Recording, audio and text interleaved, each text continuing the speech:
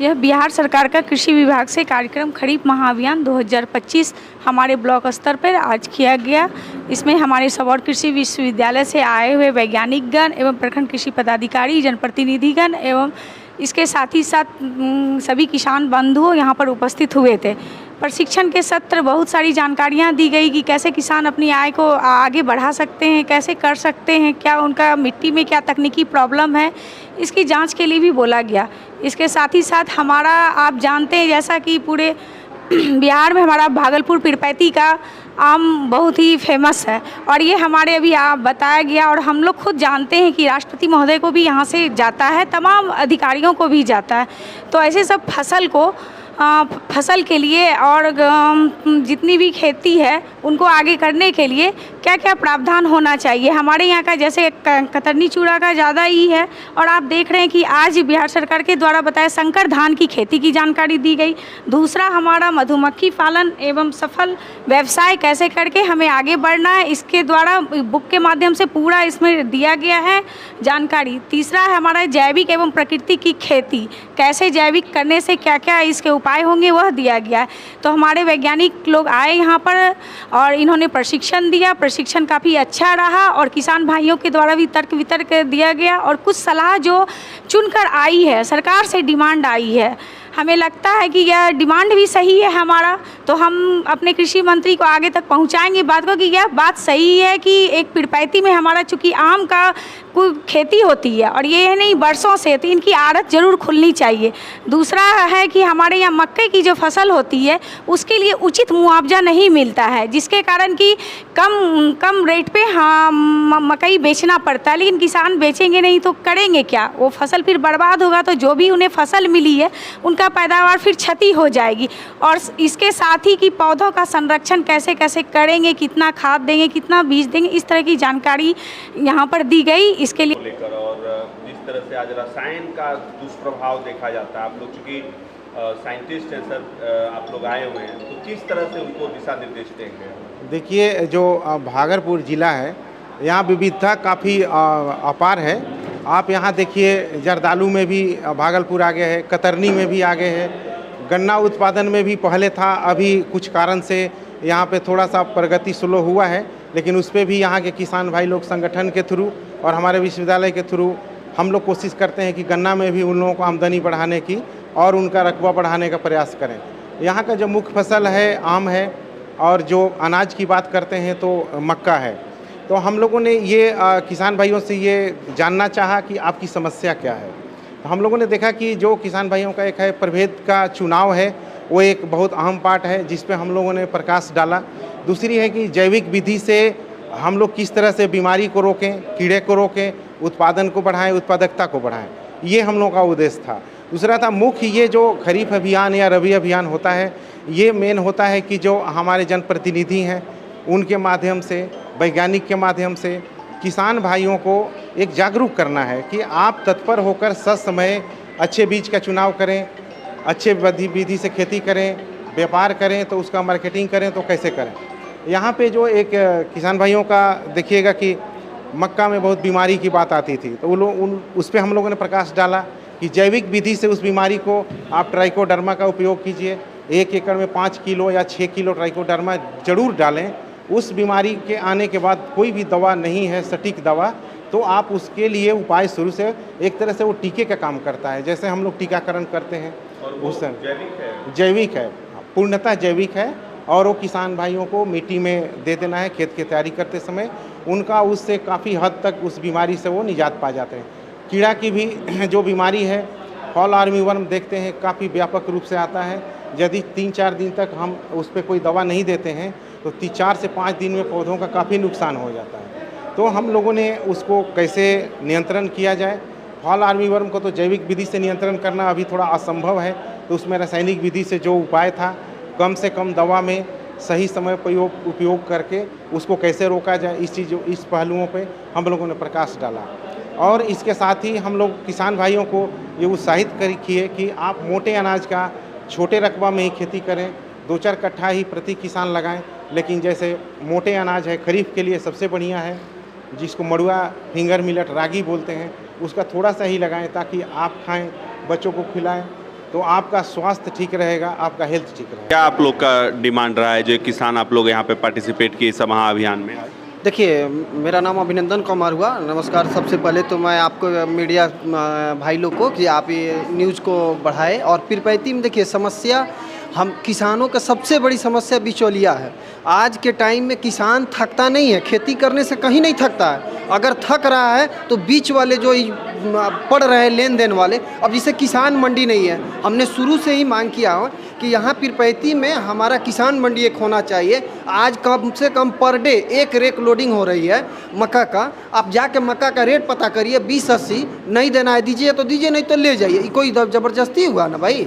किसान तो उपजाने के लिए नहीं थक रहा है। अब रहा सवाल समय पे बीज, आप कह रहे हैं कि एमएसपी जो सरकार तय की है उस पर नहीं मक्का लिया जा रहा है? नहीं लिया जा रहा है, नहीं लिया जा रहा है, नहीं। और प्लस में आज के टाइम में किसान के पास उस टाइप के पास बिचौलिया हैं कि आप जाइएगा तो देना होगा, नहीं दीजिएगा तो बाहर जाइए। और बीज का जो है आज लागत देख लीजिए, बीज का पैकेट मार्केट में कितना है। अगर मार्केट को ही तोड़ा जाए, मार्केट में जो बीज 3000 रुपया पैकेट कर दिया गया, पायनियर हुआ जो भी, उसको कम कर दिया जाए, हमको लगता है किसान थकेगा नहीं खेती से। 6 महीने परिश्रम करने के बाद एक फसल तैयार होती है। किसान इतना धैर्यवान हमको नहीं लगता है जो कोई होगा इस पृथ्वी पे, जो कि फसल खेत में छोड़ के, लहलहाते फसल को छोड़ के, अपने छाती पे रख के, बारिश के मौसम को झेल के, नुकसान पे सभी जानवर से लेके देखते हुए भी, और बेचारा फसल काटता है। तो हम यही हाथ जोड़ के नम्र निवेदन करेंगे माननीय सभी जो यहाँ के गणमान्य हैं। अभी आपने मांग किया कि किसान मंडी जो है होनी चाहिए, बिल्कुल। उसके पीछे क्या फ़ायदा होगा इससे? देखिए, किसान मंडी होने के बाद किसान अपना मनचाहे दामों पे बेचेगी और उसको भी पता रहेगी कि क्या करना है, किस रेट में। है कि मंडी में भी बिचौलिया हावी हो जाए? नहीं, बिचौलिया होंगे, लेकिन वहाँ एमएसपी के द्वारा होगा, सरकार के द्वारा मॉनिटरिंग होती रहेगी। तो इस वजह से किसान मेरा जो है कमर उसका मजबूत हो जाएगा। आज के टाइम में आम का फसल यहाँ बहुत ज़्यादा जोर शोर से हो रही है और आम के लिए एक प्लांट लगना चाहिए। सबसे पहले तो सरकार को रोड, रेलवे और एयरपोर्ट अगर रहेगी तो हमारी आम जो है भागलपुर में भी अगर 50 किलोमीटर के दायरा में रहेगी आम, वहाँ से लोडिंग होकर आराम से विदेशों में भी जा सकता, कहीं भी भेजा जा सकता है। ये सब सरकार पहले ध्यान दे और रहा सवाल रह के बीज खाद की व्यवस्था करे, किसान चलिए जिंदाबाद, और पानी की व्यवस्था हो। क्या नाम हुआ आपका? मनीष कुमार ठाकुर। मनीष जी, किसान इधर आइए जरा। आम को लेकर आपने कई तरह की बातें की, क्या लगता है किसान जो है, क्या कहाँ पे किसान जो है परेशान हो जा रहा है? किसान ही एक ऐसा आदमी है, देखिए मुकेश अंबानी हो या कोई हो या दुकान वाला हो या सोनार हो, चाचा ये इधर आप भी बड़े किसान हैं। सोनार हो, रात को देखिएगा ताला बंद करके जाता है घर सोने के लिए, जाता है कि नहीं? लेकिन में किसान ही एक ऐसा आदमी है कि अपना आम हो या गेहूँ हो खेत में छोड़ के जाके और घर में सोता। लेकिन में कोई दुकानदार को देखते हैं, कोई भी अपना सामान जो है ताला मार के रात को जाता है। लेकिन में किसान ही एक ऐसा है कि वो अपने सामान को छोड़ के घर में जाकर सोता है। किसान आज से नहीं, बहुत दिनों से गरीबी में झेल रहा है, आज भी वही रवैया है, झेल रहा है। इसीलिए यहाँ पीरपैंती का किसान जो है, यहाँ जो भी हो, मक्का, यहाँ मुख्य फसल 2 है। पीरपैंती ब्लॉक में मुख्य फसल 2 है। एक हो गया आपका लाइन के उस पार जो फ्लड एरिया है, उसमें मेज है, मक्का है। और लाइन के इस पार जिसको हम लोग टीकर बोलते हैं, दक्षिण साइड आम है। 2 ही फसल यहाँ मेन बचा है। और इधर सिंचाई का साधन नहीं है, साउथ एरिया में सिंचाई का साधन नहीं है लाइन के उस पार, तो यहाँ आम का फसल सूटेबल है। और लेबर जो है बहुत समस्या हो गया आज के डेट में लेबर का, इसलिए किसान ने आम लगाया। आम बहुत वैरायटी का है। आम में होता क्या है कि यहाँ मार्केटिंग नहीं। अब देखिए, आम को उपजाने में 10 रुपया केजी खर्चा है। 8 से 10 रुपया केजी एक आम को पैदा करने में उसका इंसेक्टिसाइड, उसका जोताई, उसका आपका कंपोस्ट खाद वगैरह, ये सब कुछ से आपको 10 रुपया केजी खर्चा है। आज के डेट में एयरपोर्ट नहीं होने के कारण, ट्रांसपोर्टिंग नहीं होने के कारण हम लोग बायो विधि से भी आम उपजा रहे हैं। लेकिन मैं बायो विधि से यहाँ आम उपजा के क्या कीजिएगा? भागलपुर में ट्रांसपोर्ट ही नहीं है। अब यहाँ से बम्बई भेजना है, दुबई भेजना है, विदेश भेजना है, तो ये तो ट्रेन से या बस से या इससे नहीं जाएगा, आपका बड़ा वाला ट्रक से जाएगा। तो जाते जाते इसका लाइफ होता है 3 दिन, जाते जाते रास्ते में सड़ जाएंगे वो। तो उसका रेट क्या है कि झारखंड और आपका यूपी लोकल एरिया में ही आम जाता है, इसलिए कि इसको 24 घंटा के अंदर मंडी में पहुंचाना है। अगर 24 घंटा से लेट हुआ तो ये ट्रक में सड़ जाएंगे आम। और ये भी बात बता देते हैं आपको, इसका समाधान कैसे हुआ? मैं उड़ीसा का आम खाया हूँ, मैं उड़ीसा का भी आम खाया हूँ, मैं बंगाल का भी आम खाया हूँ, आंध्रा का भी आम खाया हूँ। जो पीरपैंती भागलपुर डिस्ट्रिक्ट में पीरपैंती का, और जगह का नहीं बताएंगे, पीरपैंती का जो आम का स्वाद है पूरे विश्व में मैं कह रहा हूँ ये डंका ठोक कर कि अपना जो मालदा का जो स्वाद है, मैं बहुत आम, बहुत वैरायटी, बहुत जगह का खाया, ये स्वाद पूरे दुनिया में आम का कहीं नहीं है। ये मीठापन, ये सेंट, ये क्वालिटी, ये स्वाद आपको कहीं नहीं मिलेगा। फिर भी हम लोग का आम क्या बिकता है? 20 टका केजी। वही हापुस आम आप बम्बई में चले जाइए 800 रुपया दर्जन बिकता है। हम लोग के सामने वो जीरो है, जीरो स्वाद के मामले में। ये समाधान है कि इसमें नीतीश बाबू यहाँ का है, इनको थोड़ा ध्यान देना चाहिए। इसमें राज्य सरकार ही ध्यान देगा ना, बिहार सरकार और राज्य सरकार ध्यान देगा। तो राज्य सरकार जो है और बिहार सरकार दोनों मिलकर जब यहाँ काम करेगा, भागलपुर में ट्रांसपोर्ट करेगा, थोड़ा एक्टिविटी करेगा, यहाँ से बाहर माल कैसे जाएगा उसके बारे में जब तक सरकार नहीं सोचेगा तो किसान गरीब आदमी ये कुछ कर नहीं सकता। सुने कि आप चूँकि प्रगतिशील किसान हैं और नवल सिंह जी इस वक्त फ्रेम में आपको दिख रहे हैं। आज बैठक में जो ये महाअभियान चलाया जा रहा है सरकार की तरफ से, आपने चर्चा किया कि आप सेब का खेती की, आपको नुकसान हो गया, क्या है पूरा मामला? सेब की खेती जो है किया हमने और ये नुकसान का खेती हुआ। इसका सबसे बड़ा कारण है कि यहाँ की टेम्परेचर उस लायक नहीं है और यहाँ की टेम्परेचर जो है वह यहाँ के लायक जो खेती है वो तरह के वैज्ञानिक सलाह नहीं देते हैं किस तरह के खेती करके किसानों की आमदनी को दोगुनी किया जा सके।